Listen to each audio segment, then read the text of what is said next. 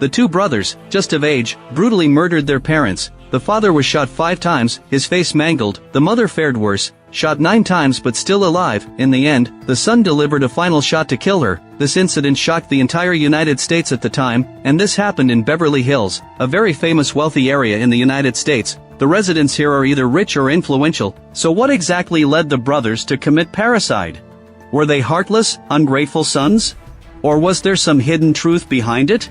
Everything dates back to the 1980s. At the end of 1980, there lived a mogul in Beverly Hills. However, it wasn't just his business prowess that made him famous. There were also rumors of him being killed by his own son. At that time, no one could understand why this mogul ended up being murdered by his son, until his 2 sons took the stand in court. They cried out about their experiences and their father's perverse preferences. During that hearing, some felt sympathy for them and shed tears, while others watched them perform. Even the jury had differing opinions. This outrageous case finally came to a conclusion in 1996. However, just recently, the verdict for the brothers seemed to have flipped. The topic of releasing the Menendez brothers began to expand, with celebrity Kim Kardashian stepping in, and the Los Angeles prosecutor following closely. Perhaps this could become a reality. What exactly happened to the Menendez family?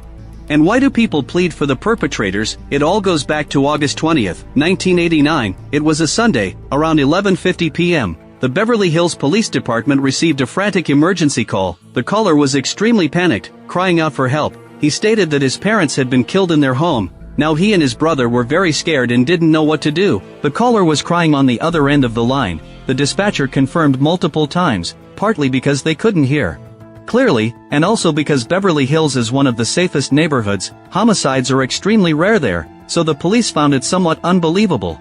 Quickly, officers arrived at the Menendez family's villa and notified the people inside the house to come out. Soon, 2 boys around 20 years old walked out of the house. They frantically told the police that their parents had been killed. After hearing this, the officers immediately entered the house to check. They quickly discovered a horrifying scene in the living room on the first floor. The male head of the household, the brothers' father, Jose, was slumped on the sofa. His head was tilted to the right. There was a large gash on his right cheek. Blood flowed down his white shirt to the floor. His wife, Katie, lay at her husband's feet. The injuries on her face were even more shocking. Her features were barely recognizable. In front of them were half-eaten fruit and cream. The television was still playing a show. It was likely that the victims were killed while resting. The officers tried to find the murder weapon at the scene, but they found nothing. Moreover, there were no weapon casings left at the scene, so someone had definitely cleaned up the crime scene. The Menendez family's villa was very large. The villa, along with the pool and other recreational facilities, covered over 2,000 square meters, yet, only the 4 of them lived there. Because it was too large, searching was very difficult. The officers knew that tonight would be a sleepless night, so most of them stayed on the scene to continue the investigation. A few other officers took the brothers back to the station to take their statements, based on preliminary investigations. 21-year-old brother Lyle was a student at Princeton, and 19-year-old brother Eric was a tennis player. He ranked 44th in national tennis competitions and enrolled at the University of California, Los Angeles. When the officers asked about the brothers' whereabouts that night, the brothers said they went to see a movie together. When they returned home after the movie, their parents had already been murdered. They didn't see any suspicious vehicles coming or going. However, he speculated that it might have been an enemy from their father's business. During the questioning, the younger brother's mental state was unstable. He cried out several times. Seeing that they were just traumatized and emotionally unstable, the officer chose not to continue the investigation. Without conducting explosive residue tests on them, they let the 2 go.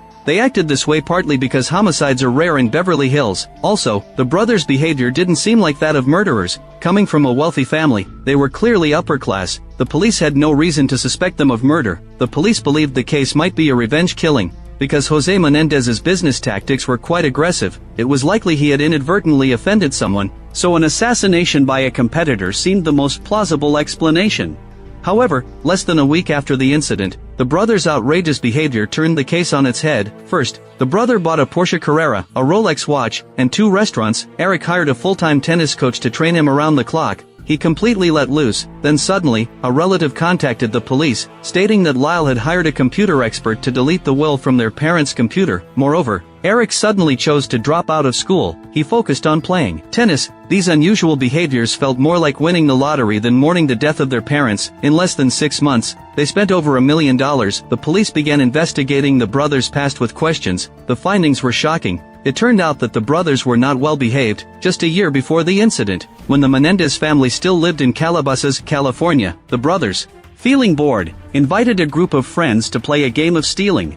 Over the course of 3 weeks, they broke into 2 houses and stole over $100,000 in cash and jewelry. One of the homeowners was the father of a teammate. The homeowner pressed charges, and the underage brother, Eric, naturally became the one to bear the blame. He was sentenced to probation and mental treatment. The older brother was unaffected. During the trial, their father Jose had been mediating. Although he ultimately succeeded in keeping his son out of jail, the family still left their original home. They moved to Beverly Hills to start anew. However, the brothers didn't calm down. The following spring, Lau faced expulsion for cheating at school. Jose rushed to the school overnight, and he ultimately succeeded in changing the punishment to a 1-year suspension. These dark histories changed the brothers' image as well. However, this had no connection to the murder of their parents. The police had to set aside this suspicion, until 7 months later, someone delivered evidence of the brothers' crimes to the police department. On March 5, 1990, a woman named Judith Lynn arrived at the Beverly Hills police station. She said her ex-boyfriend, Jerome, was the brothers' psychologist. About 3 months ago, she overheard a conversation between the two in the waiting room. Eric confessed the fact that they killed their parents. Later, Jerome also informed Ms. Judith about this.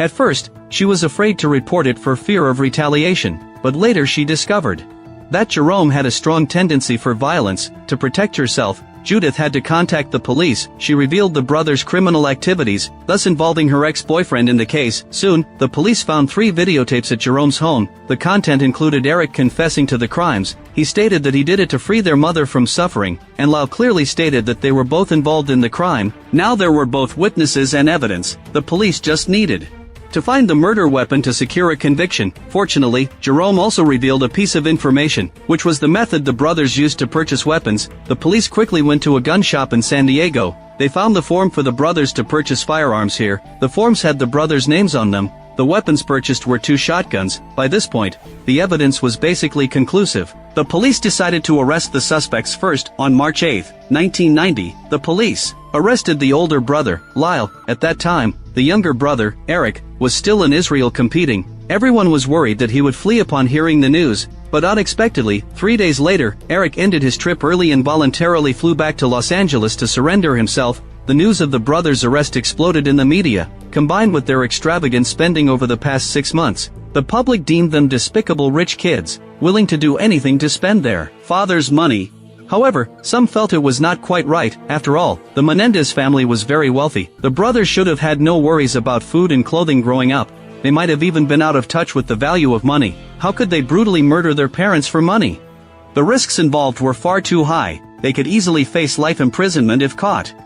However, there was an even more critical question that arose. The provider of the tapes was Jerome, but he wasn't a good person. Miss Judith originally went to him for psychological counseling. During the treatment, the two developed a relationship. Since Jerome was a married man, Judith became his mistress. However, in their subsequent interactions, Judith was shocked to discover that she was not just the mistress, but one of several. When she uncovered the truth, she chose to end the relationship. He then revealed tendencies of violence and control. Only then did Judith reveal the truth. But now the evidence comes from the hands of a scumbag, who violated ethical standards and doctor-patient confidentiality. Whether it can be used as evidence remains uncertain, so the police took the tapes around to various places, trying to figure out if the tapes could be used as evidence in court. Finally, a year later, the California Supreme Court ruled that 2 of the 3 tapes could be used. One of those contained details of Lyle's confession. The prosecution finally breathed a sigh of relief. On July 20, 1993, the trial of the brothers officially began. Although it was a joint trial, each had their own jury. The younger brothers' jury consisted of 6 men and 6 women. The older brothers' jury was made up of 7 women and 5 men.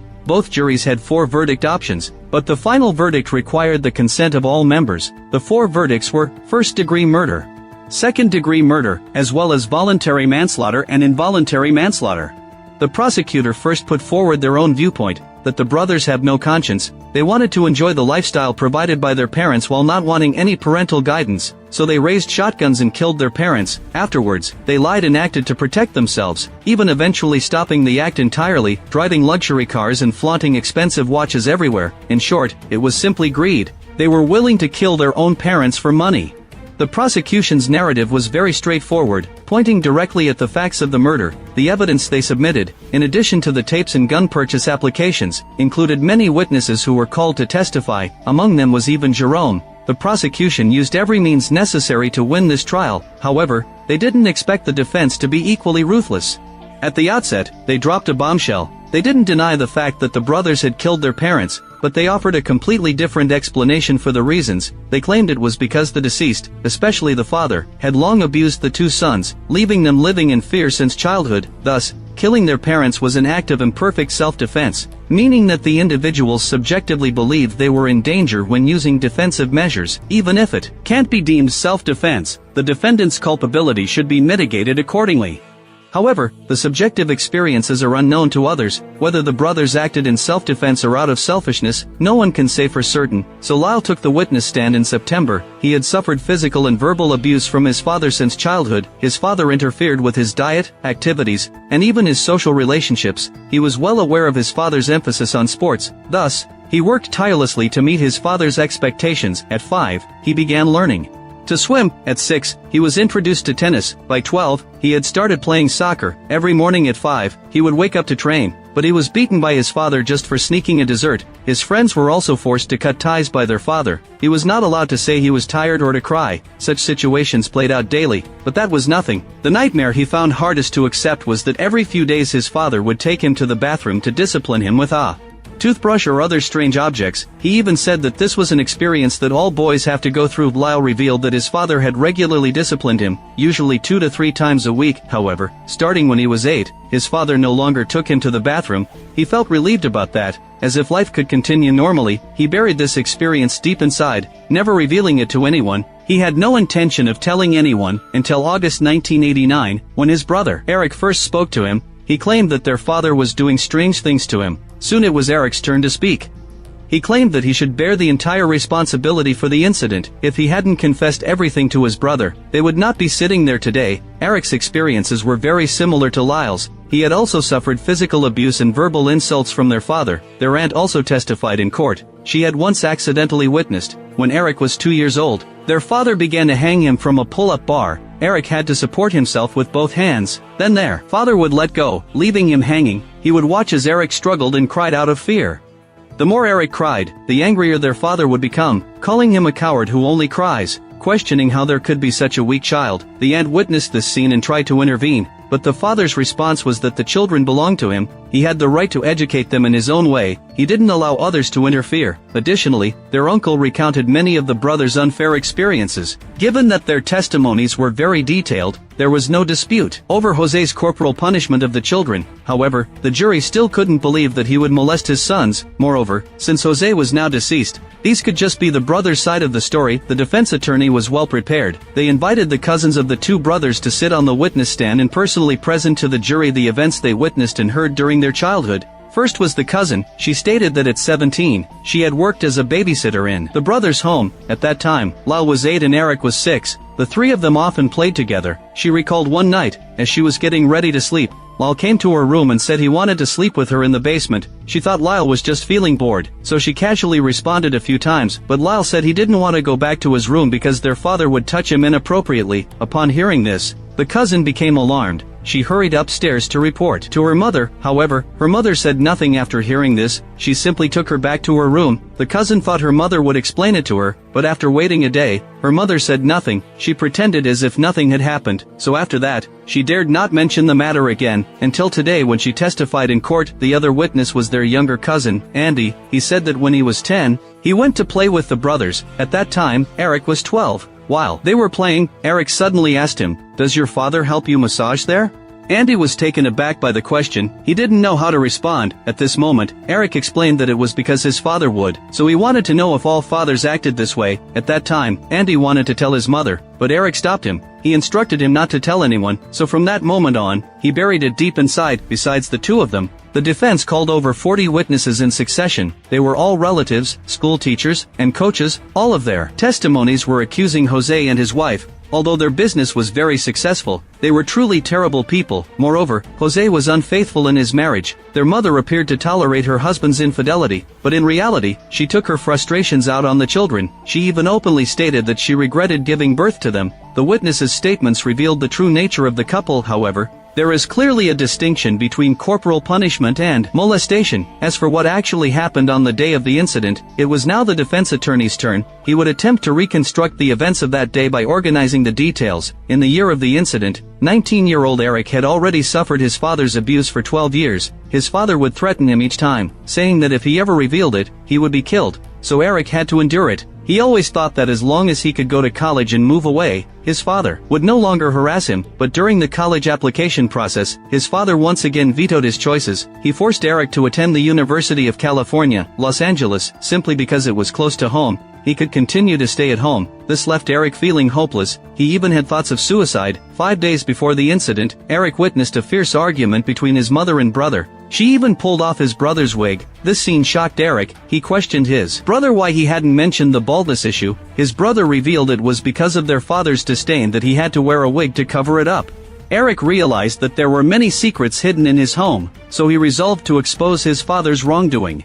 Eric told his brother about the abuse he had suffered. Lyle tried to reason with their mother, only to find out that she was already aware of it and supported their father's actions. Lyle had no choice but to confront their father, but their father responded with indifference. When Lyle threatened to report him, their father seemed unconcerned. He even said that sooner or later, Lyle would spill the beans. After hearing this, Lyle felt that their father might want to kill him. The brothers began to worry for their safety. Ultimately, they decided to purchase firearms for self-defense. The day before the incident, their parents suddenly asked the brothers to participate in a shark fishing trip. The brothers were suspicious of their parents' motives. Were they planning to toss them to the sharks?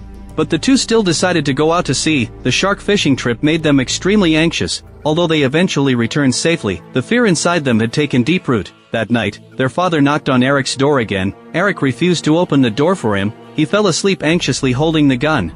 On the day of the incident, which was the night of August 20th, 1989, the brothers originally planned to go out. However, they were stopped by their mother. Just then, their father returned. He told Eric to wait in his room. Then he entered the living room with his wife. The brothers believed their parents might be plotting to kill them, so they grabbed their weapons and rushed into the living room, firing at their parents. When they realized they had used up all their ammunition, their mother was still struggling on the floor. They had to go to the car to reload so they could deliver a fatal shot to their mother. The brothers originally thought that gunfire would quickly attract neighbors to call the police and capture them. However, unexpectedly, they waited a long time and no one showed up. Finally, they decided to leave the scene and dispose of the weapon. Then they returned home to clean up the shell casings and call the police. In order to avoid exposing their father's actions towards them, they pretended to be completely unaware of the incident and tried to shift the suspicion onto their father's competitors. In light of such a realistic reconstruction, the prosecution focused on 3 key points. First, the investigation of the crime scene and the autopsy report indicated that the brothers' claims of being in danger were baseless. Because there were 5 bullet holes in their father and 9 in their mother, it was clear that they were overwhelmed by gunfire.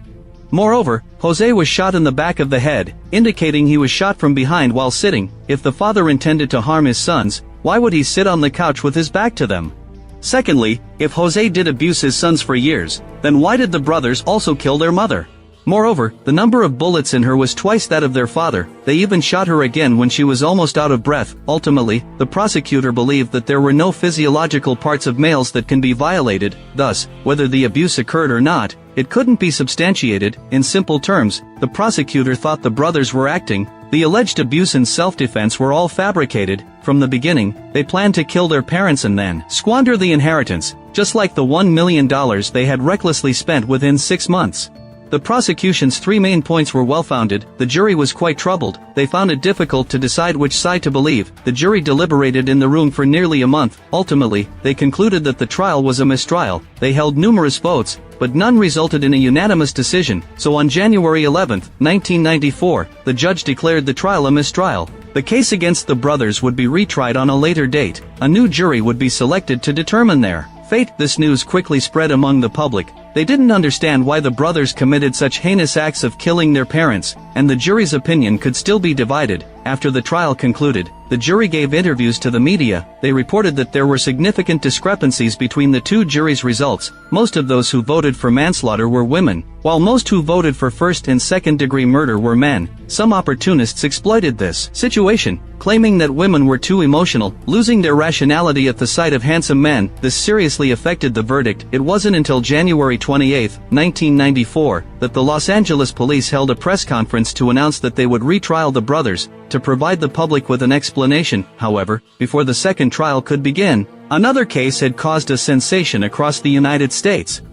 In June 1994, a white Ford sped down the highway, with police in hot pursuit, dominating the screens of all California television stations. The driver was rugby player Simpson. He was facing arrest for the suspected murder of his ex-wife and her friend. The specifics of the case were unrelated to this one, but importantly, Simpson was ultimately acquitted. The outcome of that case shocked the entire United States. Half of the public was upset about it. The prosecution also faced a major setback from losing that case. Many people even felt that justice was dead and that money ruled all. A reporter interviewed the brothers' defense attorney about this matter. She bluntly stated that when she heard Simpson was acquitted, she knew the brothers no longer had a chance. The prosecution wouldn't lose this battle again. On October 11, 1995, the brothers' second trial officially began. This time, the defense had no chance of winning. They felt no involvement throughout the trial. The new prosecutor requested at the start of the trial to reduce the number of witnesses and testimonies related to the abuse. They argued that such excuses would undermine the seriousness of the law and could lead the jury to make erroneous judgments, that being abused could serve as a justification for criminal behavior. The judge ultimately agreed to this request. Thus, in the last trial, the relatives, coaches, teachers, and others who testified were rarely able to testify again this time. Additionally, the judge prohibited cameras from participating in this trial, pointing out that excessive media attention could impact the fairness of the trial. Moreover, the rules had changed. There were only two verdict options: first-degree murder or not guilty. Lesser charges were removed. This time, there were no testimonies favoring the brothers. There were no relatives testifying or recounting their experiences of abuse. The brothers' defeat was already certain. This time, the prosecution portrayed them as ungrateful children resentful of their parents' discipline. The jury took only 4 days to deliberate. On March 20, 1996, the judge announced the verdict. The brothers were found guilty of first-degree murder. 4 months later, they were sentenced to life in prison without the possibility of parole. In the past, whenever the prosecution won, the victims' families were always the happiest. However, this time, no one among the family and friends showed a smile. They felt immense guilt for not taking decisive action when they first noticed something was wrong. 6 years after the trial ended, the two brothers gave an interview together. They spent 6 years in the same prison, waiting for assignments. The host seized the opportunity to ask many questions, such as why they didn't choose to escape at the time, and if their father really abused them, why they didn't reveal the truth after the incident. The brothers' answers were consistent with those during the trial. They believed their father's power was overwhelming. Even if they ran away, it would only be a temporary escape. As for why they didn't confess earlier, they expressed shame at their experiences and believed that this indescribable pain could only be understood by those who had experienced similar experiences. When the host asked how life in prison was, the two brothers both stated that they actually felt it was not bad, because they had no freedom at home either. Now they felt less pressure and no longer felt fear. In the end, they expressed their hope that the government would allow them to serve their sentences in the same prison. This was the only reason the brothers accepted the interview, and it was their last request. However, the brothers' wish was not granted. For the next 22 years, the two were imprisoned separately.